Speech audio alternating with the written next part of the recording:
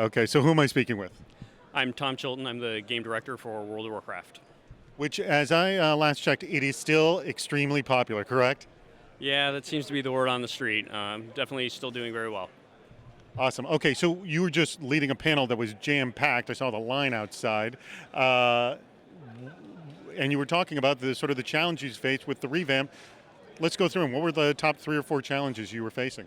Well, really, in the talk, what I did is because World of Warcraft is such a big game, I spotlighted 3 specific examples.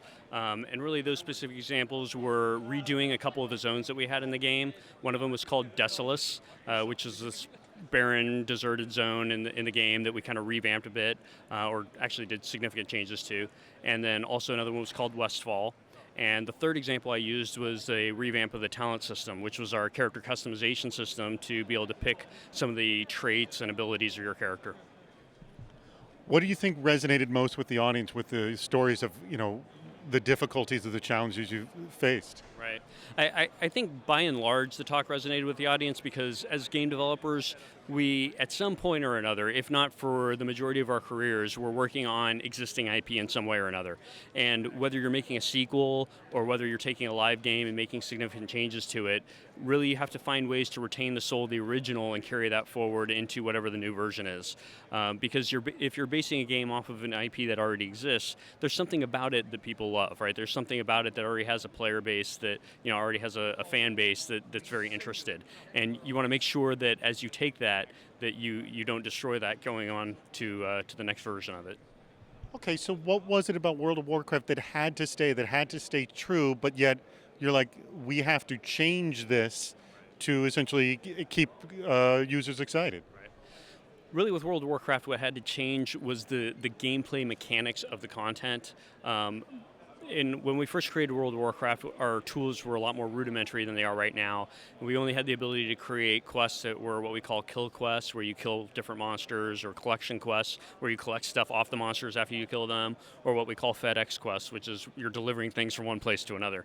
Over time, our tools have gotten a lot more robust, and so now we're able to apply those more interesting gameplay mechanics, more interesting storytelling mechanics to our new quests. At the same time, we wanted to make sure that we really understood what was cool about the original. And having been designers that, we're the same guys that worked on the original by and large, so we really had it in our hearts of what made the original special.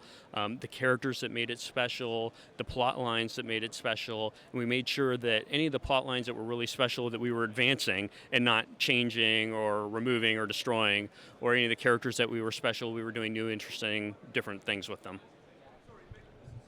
From your experience, from what you did and what you learned, what advice can you give to other developers who are facing the same challenge? If you're taking an extremely well-known brand and you got to revamp it, keep these 2, 3 things in mind. Right. One of the things I would keep in mind in kind of doing a major overhaul would be that you have to watch out for a cascade of changes, right? Because you can have very well-intentioned small change that turns into another small change, which turns into another small change, which all of a sudden, when you step back and look at it a whole, that whole ripple effect, that domino effect has turned into a really significant change, maybe more than when you ever intended to make. And so I would say that you want to go forward with the philosophy that you want to keep a third of the old, keep about a third of kind of improved content and a third new content. As far as making sure that in your mind you're making a conscious effort to keep some of what was really interesting and cool about the original.